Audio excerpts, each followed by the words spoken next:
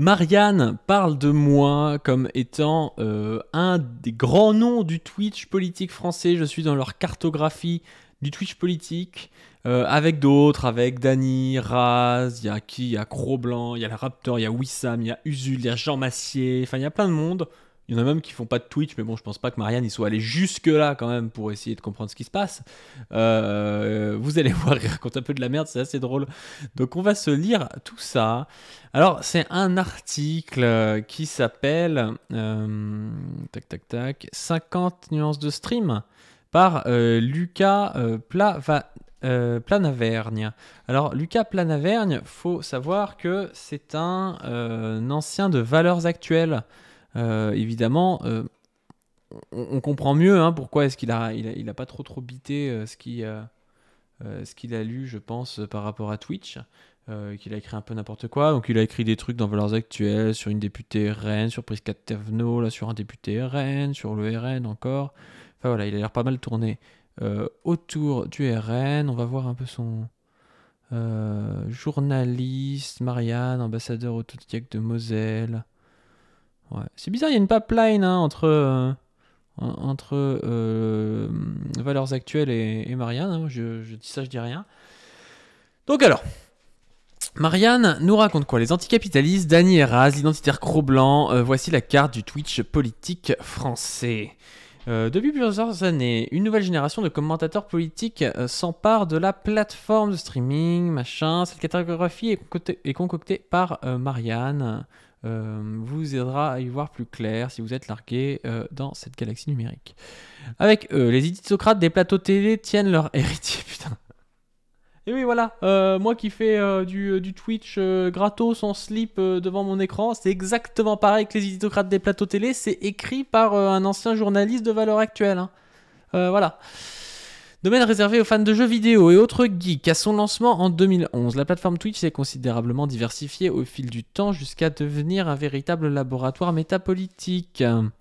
Depuis plusieurs années, des vidéastes de toute sensibilité idéologique ont investi le service de streaming pour mener la bataille culturelle à coups de live et autres reacts, pratique consistant à commenter d'autres émissions et contenus devant des spectateurs invités à prendre part au débat en temps réel grâce au chat. Difficile à suivre, Marianne vous a concocté une cartographie. Ok. Donc on commence par la gauche radicale. Alors Dany et Raz, les anticapitalistes. Les anticapitalistes. Oh putain, ça commence tellement mal, Dany et Raz, ils se disent justement pas anticapitalistes, justement c'est un peu ce qu'on leur reproche parfois, leur côté un peu entrepreneurial, leur côté un peu justement soluble dans le capitalisme. Et eux ils disent Dany et Raz les anticapitalistes, quoi. Le mec il est tellement pas renseigné, c'est incroyable.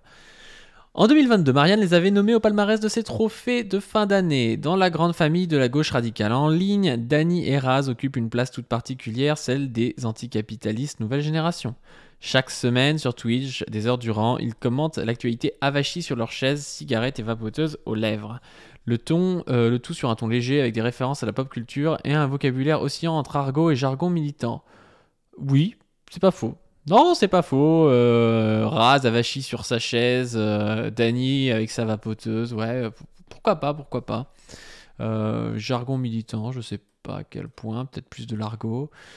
Proche de la France Insoumise, ils organisent régulièrement des émissions spéciales à l'image d'un récent entretien fleuve de Jean-Luc Mélenchon et participent même à des événements politiques officiels comme les Amphis en 2023. Fort de quelques 59 000 abonnés très actifs sur la plateforme de streaming, ils ont récemment créé Zawa, une boîte de production qui leur permet de diversifier leurs cibles grâce au concours d'autres vidéastes. Je sais pas si c'est si récent que ça, la création de Zawa, ça a percé il y a pas si longtemps, mais je crois que c'est quand même relativement vieux maintenant.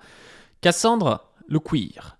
C'est la première recrue de Zawa Prod, plus jeune que Dany et Raz. Cassandre... vous m'arrêterez, je consomme peut-être pas assez de contenu Cassandre, mais c'est pas un queer Cassandre, si? Je veux avoir des... Je suis peut-être une disaster class. Mais est-ce que Cassandre est queer? Non? Pourquoi est-ce que tous les trans seraient queer? Je vois, c'est chelou. Cassandre s'inscrit parfaitement dans la bataille intersectionnelle menée par ses patrons. La bataille intersectionnelle? Mais qu'est-ce que c'est que ces histoires? Ils sont intersectionnels, Dany et Raz? Ça, c'est les droitards pour eux. Voilà. La gauche, c'est le wokisme, et le wokisme, c'est l'intersectionnalité. Hein. Enfin, ils sont intersectionnels, Dany Arras, d'accord. Et pour cause, il est le spécialiste culture queer de la bande. Ah oui, Cassandre s'y connaisse en culture queer, d'accord. Je suis pas persuadé que Cassandre soit queer. À la pointe des questions sur le féminisme et le genre, il se la joue pédagogue sur Twitch devant un public moins important, mais encore plus ciblé, 22 000 abonnés, entre soirées spéciales pour commencer l'émission Drag Race et conseils sur la transidentité. Lui aussi gravite autour de la France Insoumise, parti pour lequel il co-anime notamment le groupe thématique Droits Nouveaux et LGBTI.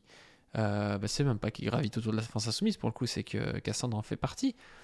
Wissam Gzelka, le décolonial. Bon, pour l'instant, le décolonial, c'est le seul titre qui correspond à la personne. Donc ça, c'est déjà pas plus mal. De Sbire Douria Boutelja à streamer pour le compte de Dany Arras, il n'y a qu'un pas. Ah ouais, il faut vraiment une figure de soumis. Voilà, c'est soit il est soumis à Ouria, soit il est soumis à Dany Arras. Hein, voilà. Chez Zawaprod, Wissam Gzelka complète le triptyque intersectionnel. Vous irez demander à Wissam s'il se considère comme intersectionnel, mais non, c'est n'importe quoi. Les mecs, ils voient un arabe qui parle un peu de trucs de gauche, ils se disent c'est un intersectionnel, quoi.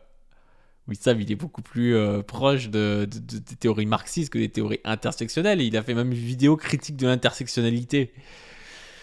C'est lui le décolonial attitré de la bande, même si tous ses amis ne le sont pas. Ayant fait ses classes aux côtés de la fondatrice du Parti des Indigènes de la République, le pire, il anime depuis plusieurs années la chaîne YouTube Parole d'honneur, sur laquelle il parle banlieue et religion, fustige les racistes et s'époux même contre l'islamophobie d'État. J'aime bien la petite écriture, genre s'époux contre l'islamophobie d'État, genre écrit contre rien et il se fait chier, quoi. Enfin... Et puis, est-ce qu'il parle de religion? Non, il parle de sociologie de la religion. Enfin, là, tel que c'est dit, on a l'impression que, en fait, Wissam, c'est un théologien, quoi. C'est un mec qui nous apprend l'islam. Non, non, non, il va nous parler, oui, de la place de l'islam dans la société française, tout comme il pourrait nous parler de la place, je sais pas, de la place de la religion juive dans la société israélienne, ou trucs comme ça. Mais c'est pas pour autant qu'il parle du contenu de la religion, quoi. Une formule qu'il a tout simplement adaptée à Twitch. Depuis la résurgence du conflit du Proche-Orient, il est également l'un des plus illustres pro-palestiniens et antisionistes des réseaux. Ouais, non, c'est vrai qu'il est pas mal sur ces thématiques-là. Après, je sais pas si c'est un des plus illustres pro-palestiniens et antisionistes des réseaux. Moi, j'aurais pas mis particulièrement Wissam ici. J'aurais mis Rima Hassan, j'aurais mis Monira, j'aurais mis des gens comme ça, quoi. Peut-être même Paul Elec. Pas du ring. Le coco à la papa. Voilà, voilà, voilà, voilà. Je porte des polos et j'ai une moustache, donc je suis le coco à la papa. Je suis le marxiste à l'ancienne. Putain, il faut passer pour un espèce de Loïc Chéniaud mental. Extérieur à la team Zawaprod, avec laquelle il partage la plupart des combats, mais se chamaille tout de même parfois. Putain, je suis le seul résistant à l'hégémonie de la Zawaprod. Désolé. Et je résiste encore et toujours au rachat parce qu'ils m'ont proposé des millions, hein, faut le savoir ça. Ils m'ont proposé des millions et j'ai toujours refusé. Paduring fait du communisme à la papa sur une plateforme de genoux. Son pseudo rappelle l'anti-During, un essai de Friedrich Engels, camarade de Marx. Ouais, après, moi je suis pas vraiment un Twitcher, hein. Enfin, je veux bien. Moi je fais surtout des vidéos YouTube en fait, donc plateforme de genoux, je sais pas. Moi j'ai un public qui est plutôt entre 25 et 45 ans. Et j'ai autant de gens qui sont entre 18 et 25, je crois, que des gens qui sont genre de 45 à 55. Donc en réalité, non, je ne parle pas aux jeunes en particulier. Et je suis pas particulièrement sur Twitch, mais bon. Ils sont pas renseignés jusqu'à là, encore une fois.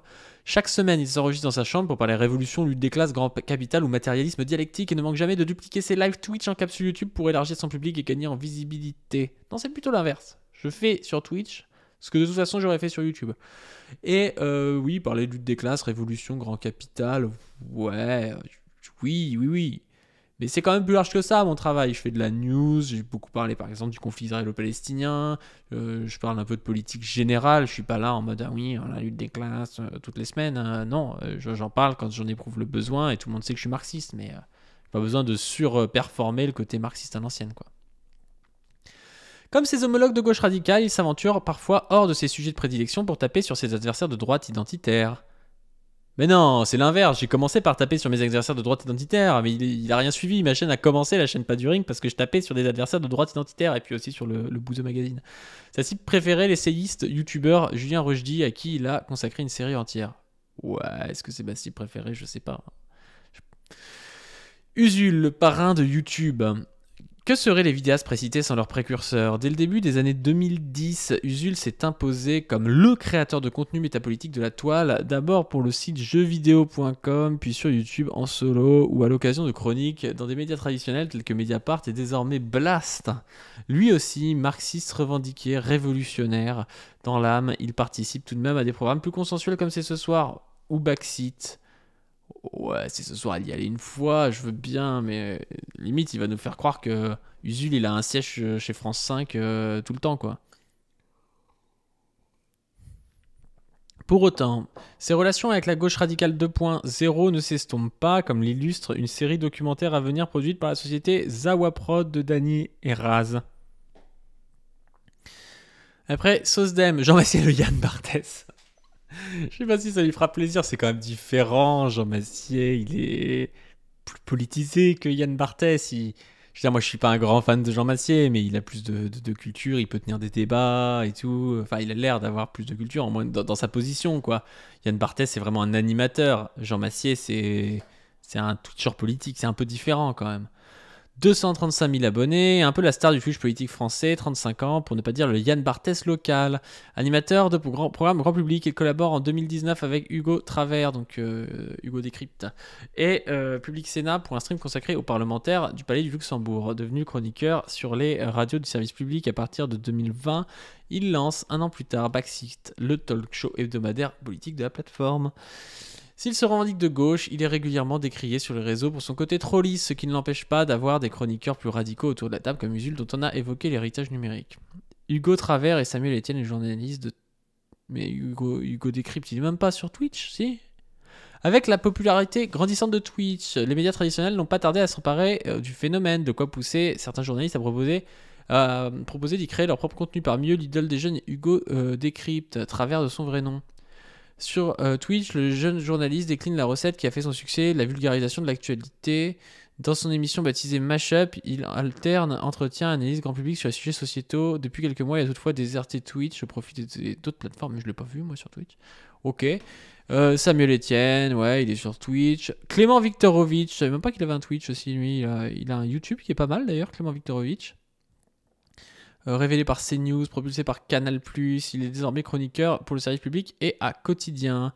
Et il partage aussi sa science rhétorique sur Twitch depuis fin 2021. Ok. Cro-Blanc le populo. Il est populo, Cro-Blanc. Mais c'est ça le problème. Les mecs, en fait, ils ont une vision extérieure. Ils voient Cro-Blanc, qui est une espèce de identitaire libéral. En quoi il est populo, Cro-Blanc? C'est pas évident, hein. C'est pas évident, c'est un peu un gars qui aime plus...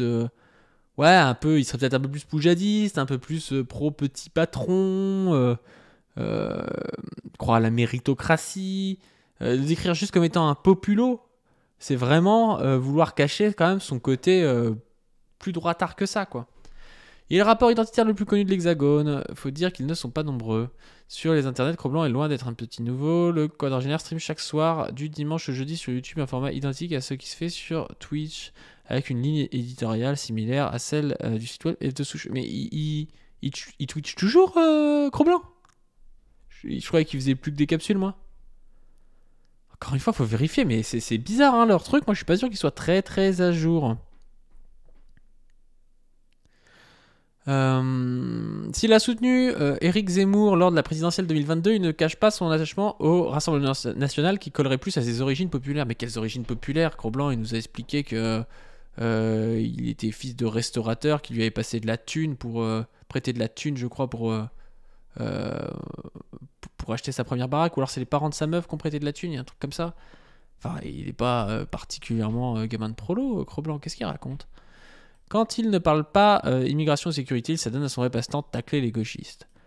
Zioclo, la radio libre. Ah, Zioclo est catégorié du coup dans la droite identitaire. Ouais. Zioclo entre Baptiste Marché et Cro-Blanc. Non mais attendez. Ok, il y a à boire et à manger chez Zioclo, il invite tout le monde et tout, mais c'est pas un droitard identitaire, Zioclo. Qu'est-ce que c'est que ces conneries? Ouais, après Baptiste Marché, le tradi. Ah oui, c'est vrai qu'il est sur Twitch maintenant. Et Raptor, le parrain de YouTube, mais il est même pas sur Twitch. Il a fait une brève apparition sur Twitch, d'accord. C'est pas parce que le mec a fait un Twitch dans sa vie qu'il fait partie de la cartographie Twitch, quoi. Qu'est-ce que c'est que ça? C'est pour attirer le badaud qui voit le Raptor sur l'article. Il n'est pas le plus vieux, mais il fait partie de ceux qui ont ouvert la voie aux identitaires sur Internet, tacler les bobos ou encore sur l'immigration. Ok, bon. Bref. Et ben, qu'est-ce que vous en pensez, vous? Est-ce que je suis un communiste à la papa? Est-ce que Wissam est un intersectionnel? Est-ce que Cassandre est queer? C'est une vraie question que je me pose vraiment.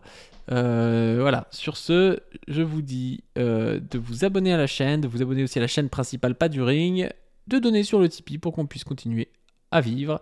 Et alors pas à vivre moi, hein, c'est pas pour me nourrir moi, c'est pour tout ce qu'on a pour la chaîne, le matos, payer, miniature, montage, tout ça. Et puis sur ce, je vous dis